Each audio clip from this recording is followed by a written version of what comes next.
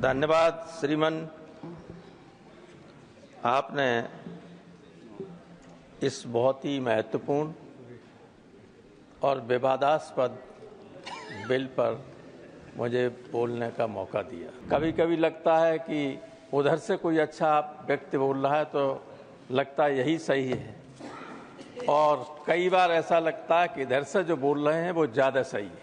संसद में जब कन्फ्यूजन जैसी स्थिति हो जाती है तो हमें लगता है कि संसद के माध्यम से देश की आम जनता में भी कन्फ्यूजन पैदा किया जा रहा है। सेंट्रल हॉल में घुसते हैं तो ऊपर लिखा हुआ है अयम निजा परोचेति परोयेति गणना लघुचेत साम उदार चरिता नाम तो वसुधैव कुटुंबकम। मैं तो यही अपेक्षा करता हूं सरकार से, खास तौर से, क्योंकि जो विपक्ष में बैठे हुए हैं वो कुछ बना बिगाड़ नहीं सकते, लेकिन जो इधर बैठे हुए हैं वो बहुत कुछ नुकसान कर सकते हैं देश का, लोगों का और संसदीय लोकतंत्र की जो मर्यादा है उसका भी। हमारे जो पहले वक्ता बोल रहे थे, ऐसा लगता था कि जाने कितना प्रेम गरीब मुसलमानों के प्रति इनके मन में उभर आया। आंसू निकल आए सर, आंखों से आंसू आ गए। वो इन्हें हम आज से जानते जो मुख्यमंत्री रहा उसके साथ संबंध में आया, अखिलेश से बहुत अच्छे संबंध आए और मुझसे तो बहुत ही अच्छे संबंध रहे। किसी एक आदमी से लड़ने की वजह से यहाँ आ गए, लेकिन अच्छी बात है इसकी आलोचना करने से बड़े पद पर पहुंचे। 14 से 24 तक आपको याद ही नहीं रहा, 10 साल आपको याद ही नहीं रहा कितनी बड़ी संपत्ति वक्फ बोर्ड के पास है, इतना पैसा वक्फ बोर्ड के पास है। जब सारी संपत्ति देश की बेच ली तब फिर देखा गया कि कहां बची हुई है तो आप वक्त पे आ गए। ईद में तो आपकी तरफ देख के कहूंगा, नहीं पर मैं थोड़ा बोर्ड की तरफ भी देख लें। अरे 3-3 मिनट वालों को आपने 20-20 मिनट दे दिया, तो हमें भी 1 आध मिनट ज्यादा दे दीजिए। वैसे मैं आपके हर आदेश का पालन करूं, मैं अभी बैठ जाऊंगा। नहीं, only what professor Ram Gopal Yadav said and I am sure the honourable members will reflect what I have said. Professor Ram Gopal Yadav. धन्यवाद श्रीमान। आपने इस बहुत ही महत्वपूर्ण और विवादास्पद बिल पर मुझे बोलने का मौका दिया। कल लोकसभा में मध्य रात के बाद तक चर्चा चली और बिल पास हुआ। मैंने माननीय रिजिजू साहब को पूरा भाषण सुना और नेताओं के भाषण भी सुने, और आज भी सुन रहे हैं। दोनों तरफ से कुछ बहुत अच्छे वक्ताओं ने भाषण दिए। कभी कभी लगता है कि उधर से कोई अच्छा व्यक्ति बोल रहा है तो लगता है यही सही है, और कई बार ऐसा लगता है कि इधर से जो बोल रहे हैं वो ज़्यादा सही है। तो ये संसद में जब कन्फ्यूजन जैसी स्थिति हो जाती है तो हमें लगता है कि संसद के माध्यम से देश की आम जनता में भी कन्फ्यूजन पैदा किया जा रहा है, जबकि स्थिति बिल्कुल साफ है। संसद में जब प्रवेश पहली बार में आया, उस तरफ जो अब सदन हो गया है, संविधान सदन, सेंट्रल हॉल में घुसते हैं तो ऊपर लिखा हुआ है अयम निजा परोचेति परोयेति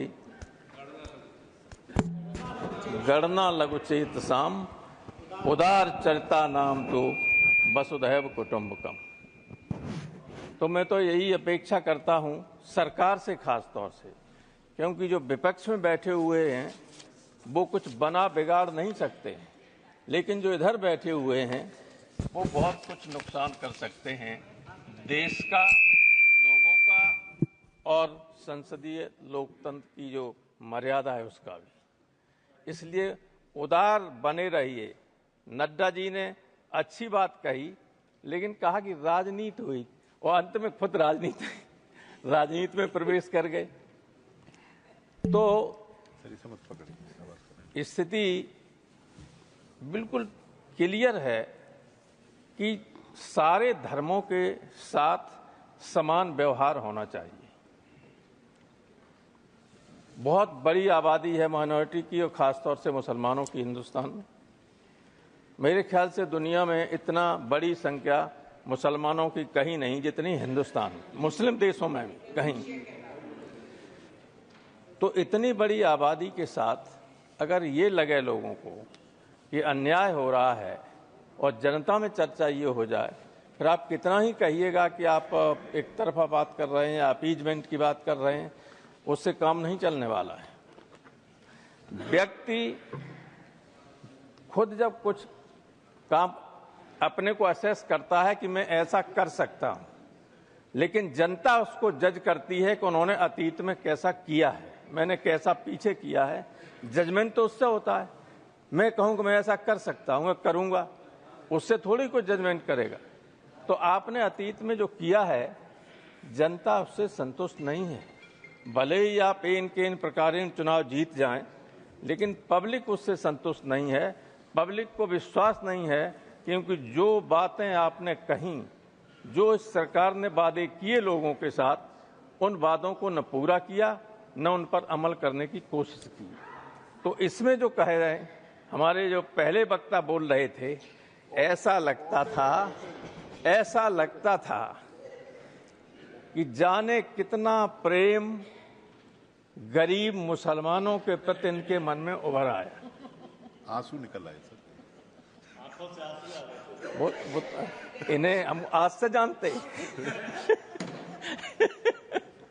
लेकिन ये, अरे आप हमारे मित्र हैं, आप नेताजी से आपके संबंध बहुत अच्छे रहे। जो मुख्यमंत्री रहा उसके साथ संबंध में आए, अखिलेश से बहुत अच्छे संबंध आए और मुझसे तो बहुत ही अच्छे संबंध रहे। तो इस तरह से बोल रहे थे। आजाद शत्रु है सर। बहुत अच्छे आदमी तो हैं, अच्छे आदमी हैं। किसी एक आदमी से लड़ने की वजह से यहाँ आ गए, लेकिन अच्छी बात है इसकी आलोचना करने से बड़े पद पर पहुंचे। तो मैं ये कह रहा था कि जो भाषण हो रहे हैं उधर से, उसमें बार बार जमीन और फंड, पैसे की बात आती है। मुझे ऐसा लगता है 14 से 24 तक आपको याद ही नहीं रहा, 10 साल आपको याद ही नहीं रहा कितनी बड़ी संपत्ति वक्फ बोर्ड के पास है, इतना पैसा वक्फ बोर्ड के पास है। जब सारी संपत्ति देश की बेच ली, तब फिर देखा गया कि कहां बची हुई है, तो आप वक्त पे आ गए। ऐसा मत कीजिए। ये देश सबसे मिलकर ही, सबके सहयोग से ही आगे बढ़ सकता है और बढ़ेगा। कितना ही गलत या अलग अलग रास्ते पर डाइवर्स उस पर हम चलें, लेकिन अंततोगत्वा कभी न कभी दिमाग में ये आता ही है कि हमें मिलकर काम करना होगा, तभी देश की तरक्की हो सकती है। लेकिन हमें बुरा न मानो, एक सेंटेंस में कह रहा हूं। मैं कई बार इतना ज़्यादा कटु सत्य कभी नहीं बोलता, और इसलिए नहीं बोलता हूं कि आगे की लाइन में और पीछे भी दोनों तरफ, खासतौर से उस तरफ जो लोग बैठे हुए हैं, उनका मैं बहुत लिहाज करता हूं। तो कहीं इनको बुरा न लगे इसलिए नहीं कहता हूं। लेकिन मुझे ऐसा लगता है, प्रोफेसर मनोज झा ने इशारा किया था कि हम धीरे धीरे डेमोक्रेटिक स्टेट से टोटलिटेरियन स्टेट की तरफ बढ़ रहे हैं, और ये बहुत ही नुकसानदायक बात होगी, इधर बैठे हुए लोगों के लिए भी और उधर बैठे हुए लोगों के लिए भी, अगर ऐसी स्थिति आती है तो। इसलिए ये स्थिति मत पैदा होने दीजिए। मैं यहाँ पर जो ये बिल आया है, उस पर संदेह हमें इसलिए ज़्यादा है क्योंकि हम उत्तर प्रदेश के लोग बुरा न माने। हम जो उत्तर प्रदेश में देख रहे हैं, लोग नमाज नहीं पढ़ सकते, अपने घर की छत पर नमाज नहीं पढ़ सकते, ईद के दिन, ईद, मैं तो आपकी तरफ देख के कहूंगा। नहीं, पर मैं थोड़ा बोर्ड की तरफ भी देख लें। अरे 3-3 मिनट वालों को आपने 20-20 मिनट दे दिया, तो हमें भी 1 आध मिनट ज्यादा दे दीजिए। मैं टोक नहीं वैसे रहा मैं आपको। आपके हर आदेश का पालन करूं, मैं अभी बैठ जाऊंगा। नहीं, आप इतने ईद के वरिष्ठ दिन हैं। आपने टेलीविजन पर देखा होगा नड्डा साहब कि संबल मेरी पार्लियामेंट्री कॉन्स्टिट्यूंसी रही है, लोकसभा का मैं सदस्य वहां से रहा हूं। ईद के दिन जब लोग नमाज पढ़ रहे थे तो बाहर अधिकारी नंगी हाथ में रिवॉल्वर लिए हुए घूम रहे, फोर्स के साथ, जहां शांति की बात होती है। जब ये माहौल प्रदेश में कहीं हो जाए तो आप किसी अच्छे मन से भी अगर कोई बिल लाएंगे जिसमें इन्वॉल्व माइनॉरिटी होगी, उनको भरोसा हो ही नहीं सकता आप पर। इसलिए पहले तो उत्तर प्रदेश की सरकार को संभालिए कि माइनॉरिटी के साथ व्यवहार ठीक करे, और उसके बाद इस तरह के बिल लाएं तो इसमें भी संशोधन। ये तो आपने सोचा ही नहीं, हमें लगता इसको इम्प्लीमेंट करेंगे तो कितना संकट आएगा सामने, उसको लागू करने में आपके ही सामने दिक्कत आ जाएगी। 5 साल से इस्लाम का प्रचार कर रहा हो, जो हिंदू पैदा हो गया वो हिंदू है, जो मुस्लिम पैदा हो गया वो मुसलमान है। अब वो प्रचार कर रहा है, प्रसार कर रहा है, इस्लाम का कर रहा है कि नहीं कर रहा है, ये आपके हाथ में, न हमारे हाथ में, ये तो ईश्वर के हाथ में है, अल्लाह के हाथ में। कौन कहाँ पैदा हुआ, जो पैदा हुआ जहाँ वो है, अगर मुसलमान पैदा हुआ तो मुसलमान धर्म का है कि नहीं, माना जाएगा कि नहीं माना जाएगा। तो 5 साल का वो उसमें बैरियर लगाने से क्या फायदा है। थैंक यू प्रोफेसर साहब। पूरी बात, और सारा अधिकार अगर कलेक्टर को दे दोगे तो आर्टिकल 26 का उल्लंघन तो है ही। फंडामेंटल राइट्स भारतीय संविधान के 3रे अनुच्छेद 3रे भाग में है, वो शुरू होता है, उसमें आर्टिकल 13 में साफ लिखा हुआ है कि इस भाग के अंतर्गत जितने भी अधिकार दिए गए हैं उनको सीमित करने वाला, छीनने वाला कोई भी कानून बनाया जाता है तो वो कानून रद्द होगा। आर्टिकल 13 में है, आप जानते हैं, सभी जानते हैं, बड़े बड़े वकील बैठे हुए। तो आर्टिकल 13 और आर्टिकल 26 में है कि आप कोई भी माइनॉरिटी अपना रिलीजियस मैनेजमेंट और सारी व्यवस्था खुद कर सकते। दोनों को एक साथ पढ़ें तो आप स्वयं इस निष्कर्ष पर आ जाएंगे कि सब इलीगल है, असंवैधानिक है। तो कोई असंवैधानिक काम मत कीजिएगा। आप बहुमत में हैं दोनों जगह, वहाँ तो बहुमत बना लिया आपने और यहाँ हो गया आप, यहाँ वास्तव में बहुमत आप। थैंक यू प्रोफेसर साहब। उसका दुरुपयोग मत कीजिएगा, मेरी यही राय है। Thank you. ईश्वर से डरिए, क्योंकि ये कोई दुश्मन नहीं है आपके। दुश्मन है होता है अहंकार व्यक्ति का, और कभी कभी कुछ लोग उधर से ऐसे बोलते हैं, आप तो बहुत विनम्र लोग हैं, जिनके बोलचाल से ही अहंकार टपकता है। अहंकार से बड़ा दुश्मन कोई किसी का नहीं होता, और जिसको अहंकार हो जाता है उसका नुकसान तो करता है। थैंक यू बहुत बहुत धन्यवाद।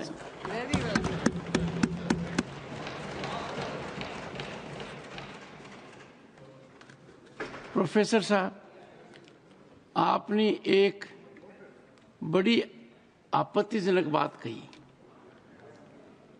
अब आप भी सोच रहे होंगे कौन सी आपत्तिजनक बात कही। आपने डॉक्टर राधा मोहन अग्रवाल जी की तरफ इशारा कर कर कहा, नहीं, आपने डॉक्टर राधा मोहन अग्रवाल जी की तरफ इशारा कर कर कहा, एक व्यक्ति से डरकर यहां आ गए। यह आपत्तिजनक है। इनको आपत्ति नहीं, सबसे खुश है। चाहे इनको आपत्ति हो या नहीं हो, प्रसन्न है। मुझे आपत्ति है, क्योंकि यहाँ का कोई सदस्य डर नहीं सकता, और डॉक्टर राधा मोहन अग्रवाल तो बिल्कुल ही नहीं डर सकते। पर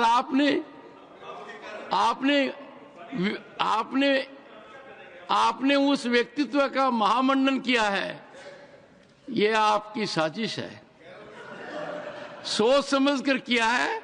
और एक बात शुरुआत की आपने कि आपके प्रांत में ऐसी ताकत है कि लोग यहां आते हैं, यही कहा ना आपने।